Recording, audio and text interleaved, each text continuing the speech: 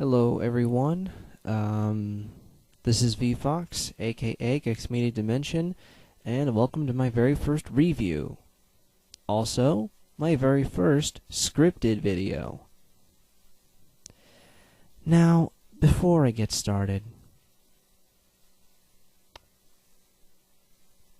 does anything come to your mind when you hear this theme song?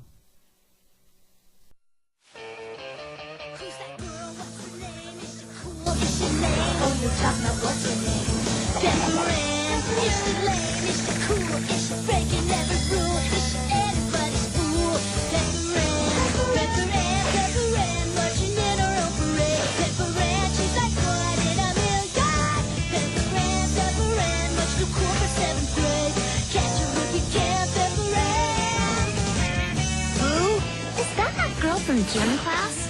No, that's me. Oh. Who is she and why does she have her own song?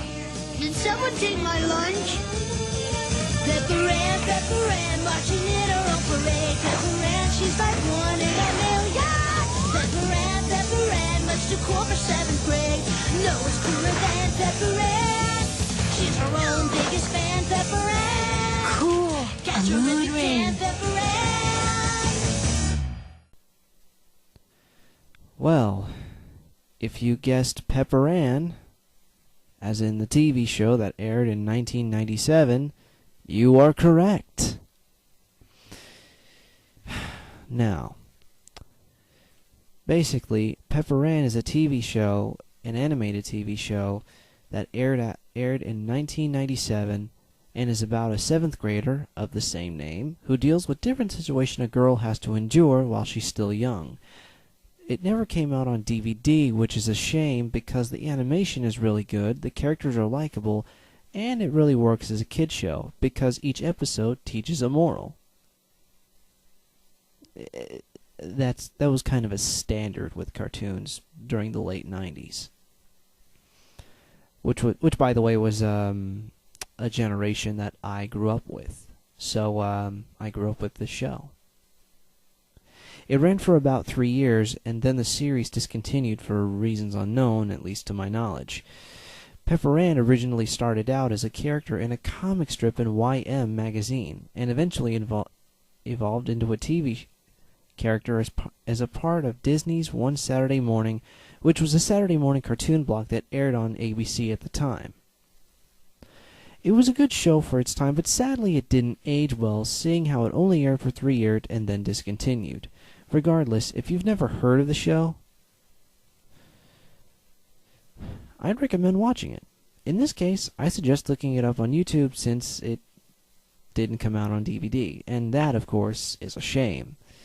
The voiceover work is also pretty good, and not only that, there's also quite a few familiar faces or voices in the show. Some prime examples would be Jeff Bennett, who you may recognize as Bradley Uppercust from an extremely goofy movie, and Drix from the cartoon series Ozzie and Drix, which is a spin-off of Osmosis Jones. Some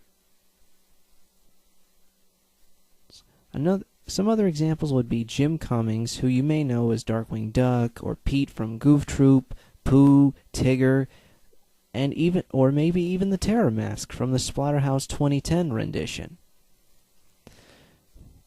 Don Adams, who was known during his time as Maxwell Smart from the original version of Get Smart, or even more commonly as the original voice of Inspector Gadget from the 80s cartoon of the same name. Cree Summer, known as the voice of Susie from Rugrats, and Dulcie the Dragon from the Sonic Sat AM cartoon. Kath Soucie, known as the original voice of Kanga from The Adventures of Winnie the Pooh, the TV show, and of course also did her share of voice work in the Sonic Sat AM show as well as both Princess Sally and the computer counterpart Nicole. Some other great voice actors would be Maurice LaMarche, known as the voice of Brain from Pinky and the Brain, Tara Strong, who voices Bubbles from the Powerpuff Girls, Timmy Turner from Fairly Odd Parents, Raven from Teen Titans, and, as far as I know, still currently does the voice of Twilight Sparkle from the show My Little Pony: Friendship is Magic, James Avery, the original voice of Shredder from the old Ninja Turtles cartoon, and is more commonly known as Uncle Phil from Fresh Prince, and Danny Cooksey. You know, Bobby from the Knit sitcom Salute Your Shorts, John Connor's friend from Terminator 2, and of course was the voice of a character named Leo Falmont from the Mad World video game. All in all, it's no masterpiece, but it's a cartoon that is definitely worth your time. Trust me, you will not be disappointed.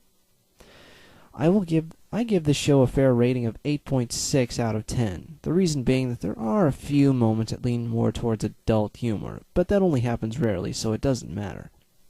Thank you for listening, and until next time, this is VFox signing off.